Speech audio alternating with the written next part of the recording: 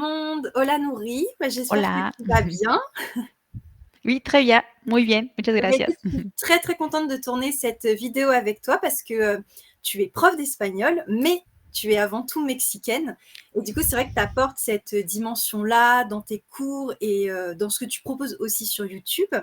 Donc, c'est vrai que je me suis dit que comme avec toi, on apprend l'espagnol, mais on découvre aussi finalement la culture mexicaine et la culture hispanique en général, et que c'est très important pour moi, vu ce que je propose avec Hispalibox. Et ben, je me suis dit que même si les livres de mes box sont en français pour l'instant, et j'espère vraiment en 2025 pouvoir lancer les livres en espagnol, que ça pourrait être intéressant de discuter justement avec toi de la lecture et de la culture en fait dans l'apprentissage de l'espagnol, et que tu puisses justement apporter ton regard de prof sur le sujet. Donc avant de commencer, est-ce que tu peux te présenter, dire qui tu es, ce que tu fais, quel a été ton parcours, etc. Oui, bien sûr, donc avec plaisir. Et donc tout d'abord, merci beaucoup Charlotte pour cette invitation. Donc c'est avec plaisir d'être aujourd'hui avec toi et ta communauté. Donc je m'appelle Nouri, je suis mexicaine en effet, et je suis fondatrice de l'école d'espagnol en ligne Café Mexicain. Et comme son nom l'indique, nous on se spécialise dans l'enseignement de l'espagnol mexicain. On peut avoir aussi, on a des demandes pour des cours d'espagnol Amérique latine, Espagne également, ok? Mais sinon, notre axe principal, c'est le Mexique. Et ce projet est né de ma passion par l'enseignement et de ma passion par les langues. Euh, Au Mexique, j'ai fait une licence en enseignement du français à langue étrangère. Et après, pendant la licence, j'ai fait un échange d'un an en France. J'ai eu l'opportunité de faire ça. Et pendant cette année, j'ai commencé à enseigner l'espagnol. Et voilà, donc l'espagnol a des francophones, a des français. Ça m'a beaucoup plu. Et donc, au retour au Mexique, j'ai décidé de me former sur une formation pour devenir professeur d'espagnol, langue étrangère également. Après, donc, je suis revenue en France une nouvelle fois pour le master. Et donc, j'ai fini mes études. Aussi, je me suis formée dans la traduction espagnol-français. Donc, il y a vraiment ce parcours bilingue espagnol-français.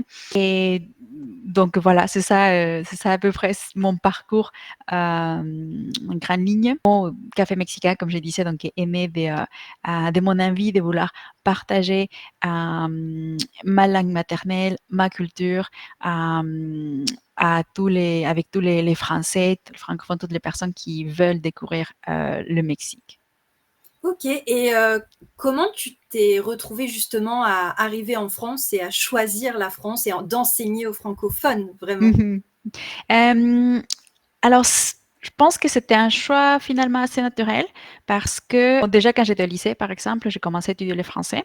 Avant, j'avais étudié l'anglais et quand j'ai commencé avec le français, j'ai vu que j'avais une facilité plus grande. Pour moi, c'était plus facile le français que l'anglais, par exemple. Et du coup, j'ai décidé de devenir prof de français.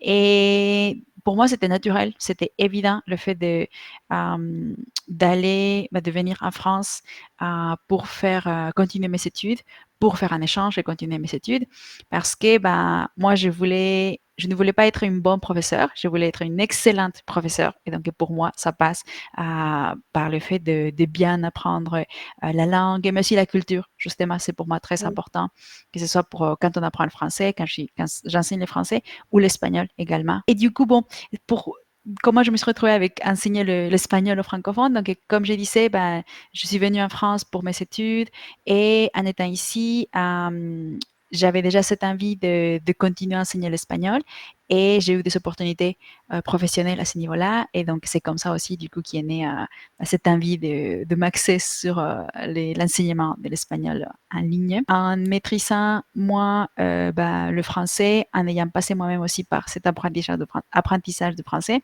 Donc, je pense que j'ai cette meilleure compréhension, cette empathie pour Oui. quelqu'un, un francophone, qui apprend l'espagnol. Donc, pour à nouveau cette envie, vraiment cette passion et cette envie de vouloir partager, faire découvrir la culture. Parce que je sais qu'il y a, bon, malheureusement, des stéréotypes qui sont liés au Mexique, comme pour tout pays, ok. Mais bon, pour le Mexique, oui, on sait qu'il y a des stéréotypes négatifs.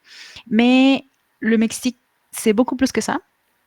Et j'ai envie de faire découvrir justement toute cette richesse, variété, diversité culturelle du Mexique. Oui, et tu as bien raison parce que c'est un pays qui est très très riche culturellement et c'est dommage que en fait on connaisse que très très peu d'éléments en France et comme tu dis que ça soit très stéréotypé.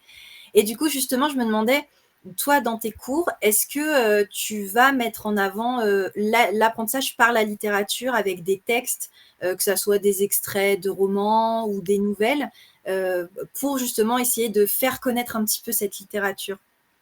Alors, oui, ça va pas être forcément, disons, l'axe principal, parce que comme il y a la partie aussi expression orale, c'est vrai que Oui. nous, on se base chez Café Mexicain, nous, on est centré sur l'expression orale, donc que les gens se sentent à l'aise pour parler, pas uniquement apprendre, mémoriser, mais vraiment parler, s'exprimer, avoir des conversations passionnantes avec les natifs. Mais oui, aussi, on a cette partie, on inclut dans nos formations, dans les cours, des recommandations, soit pour que l'étudiant les lise pendant son temps libre, ou également, on va faire de temps en temps aussi, on va travailler à partir de différents supports, comme exactement des extraits des romans, des articles, après aussi des vidéos, des chansons, etc. Mais oui, on inclut également cette dimension parce que, comme tu disais, la partie culturelle, apprentissage, bah, ça passe aussi par ce type de ressources.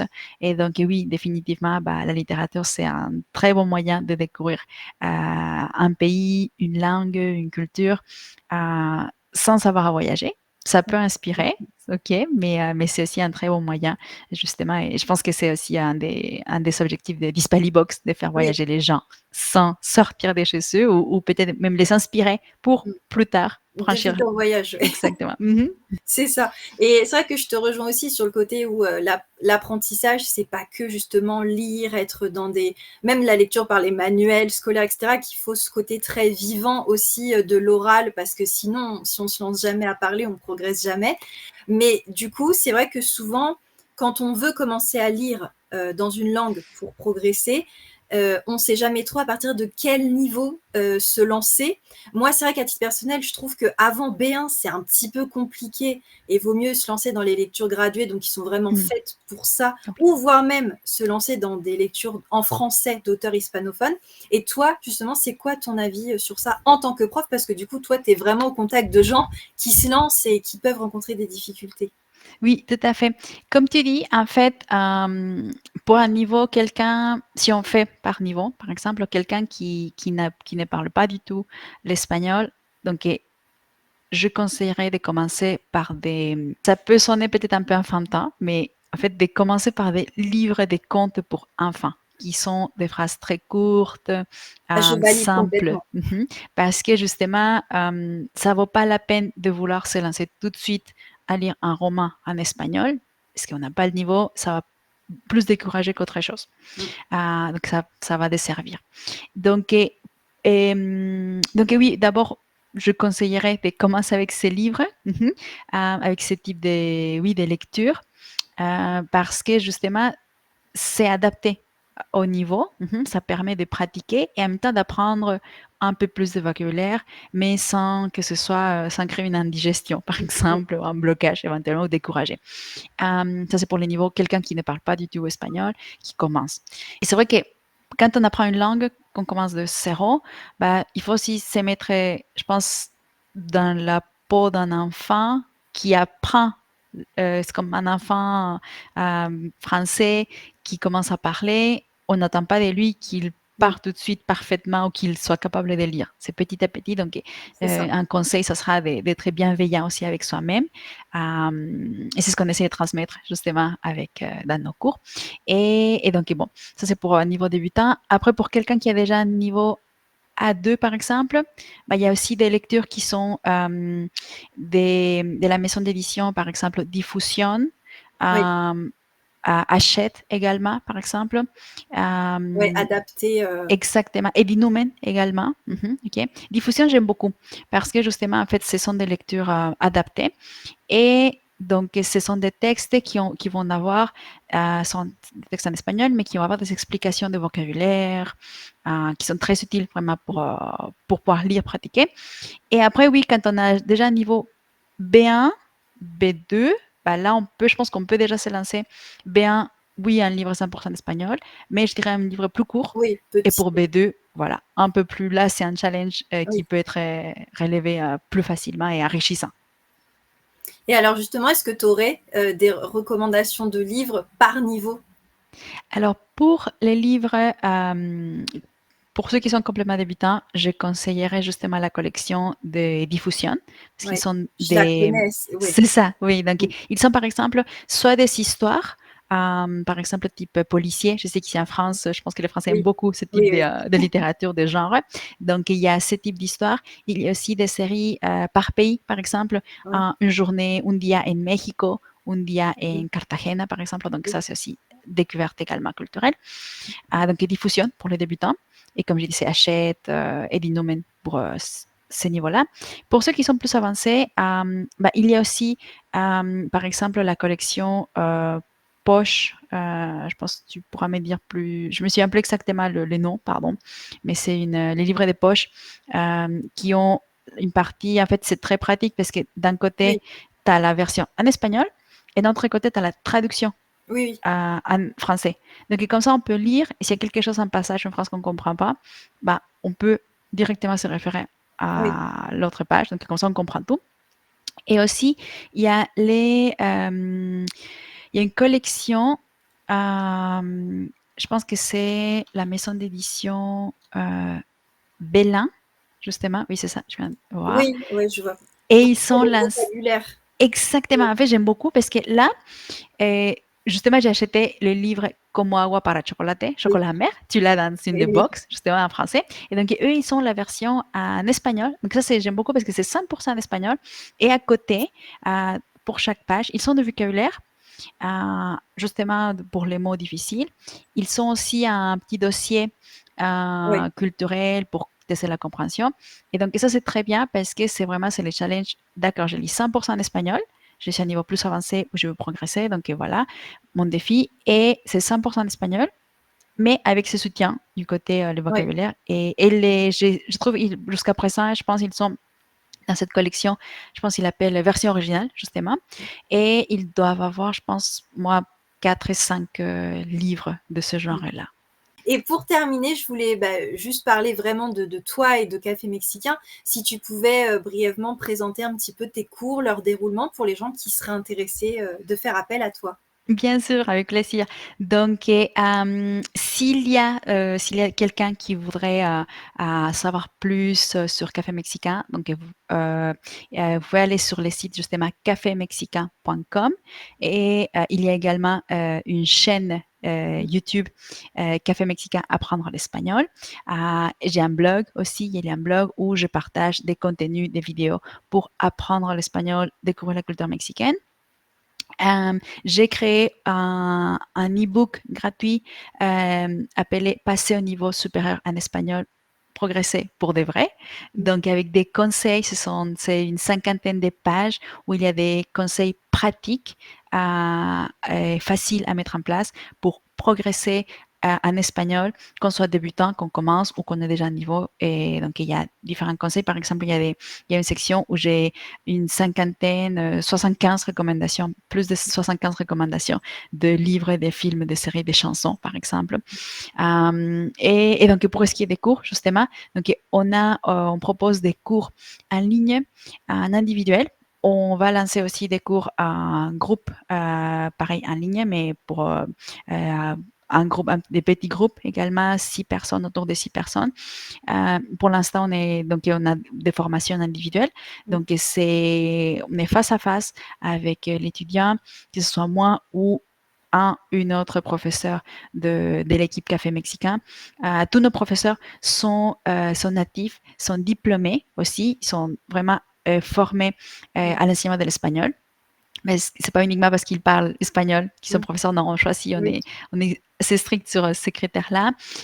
Ils ont de l'expérience également et ils ont surtout la philosophie café mexicain, la bienveillance, s'adapter à l'étudiant, l'aider, l'encourager à progresser et donc l'axe est développer vraiment aider l'étudiant, l'élève à parler espagnol, à s'exprimer en espagnol, est-ce qu'il n'est plus de blocage quand il veut faire une phrase pour justement avoir une conversation, des conversations passionnantes avec les natifs, ça c'est notre axe.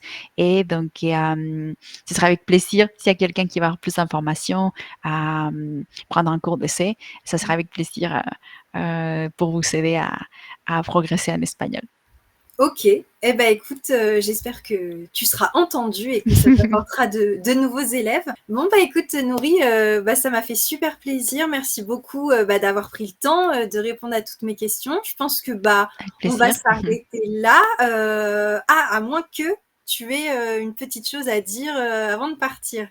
Oui, il y a une petite chose, justement, donc pour tous ceux qui voudraient tester café mexicain, l'école café mexicain, la méthode café mexicain pour débloquer l'oral. Donc, il y a une petite surprise. Vous aurez un code de réduction quand vous irez sur le site Café Mexicain.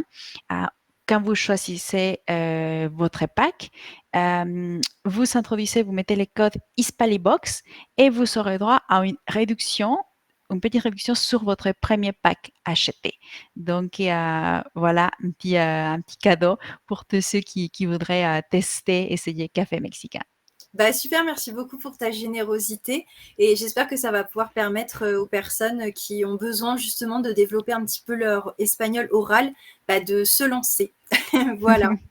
Bah, écoute, en tout cas, une fois encore, ça a été un grand plaisir. Pareil, On partagé. peut, retrouver une autre partie, Exactement. de l'interview sur ta chaîne puisque là, on a inversé les rôles et c'est toi qui Mhm. m'as posé des questions. Donc n'hésitez pas à aller sur la chaîne de Café Mexicain et puis, bah, nous, on se dit, à bientôt. Exactement, tout à fait, avec grand Muchas plaisir. gracias Gracias a ti, Charlotte. et puis, je vous dis à bientôt pour une nouvelle vidéo sur Hispalibox. Hasta luego. Hasta luego.